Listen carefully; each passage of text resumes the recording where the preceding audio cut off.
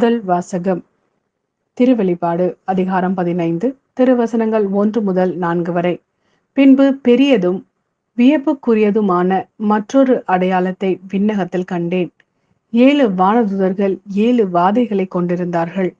இறுதியான அந்த வாதைகளோடு கடவுளின் சீற்றம் முற்றிலும் தனியும். நெருப்போடு கலந்த கண்ணாடி கடல் போன்ற ஒன்றையும் கண்டேன்.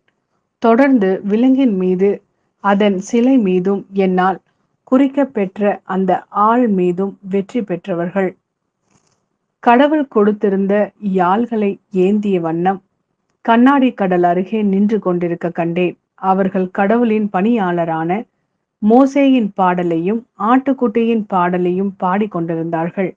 கடவுளாகிய ஆண்டவரே, எல்லாம் வல்லவரே, உம் செயல்கள் பெரியன, வியப்புக்குரியன.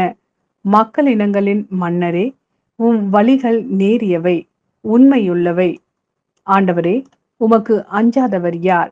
உமது பெயரை போற்றி புகழாதவர் யார்? நீர் ஒருவரே தூயவர். எல்லா மக்கள் இனங்களும் உம் திருமுன் வந்து வழங்கும்.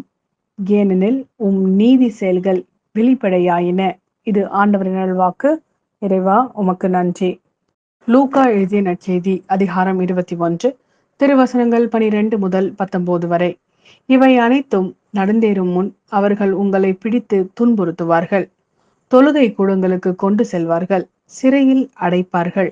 என் பெயரின் பொருட்டு அரசரிடமும் ஆளுநரிடமும் இழுத்து செல்வார்கள். எனக்கு சான்று பகர இவை உங்களுக்கு வாய்ப்பளிக்கும். அப்போது என்ன பதில் அளிப்பது என முன்னதாகவே நீங்கள் கவலைப்பட வேண்டாம். இதை உங்கள் மனதில் வைத்துக் கொள்ளுங்கள். ஏனெனில் நானே உங்களுக்கு நாவன்மையும் ஞானத்தையும் கொடுப்பேன். உங்கள் எதிரில் எவராலும் உங்களை எதிர்த்து நிற்கவும் எதிர்த்து பேசவும் முடியாது. ஆனால் உங்கள் பெற்றோரும் சகோதரர் சகோதரிகளும் உறவினர்களும் நண்பர்களும் உங்களை காட்டிக் கொடுப்பார்கள். உங்களுள் சிலரை கொல்வார்கள்.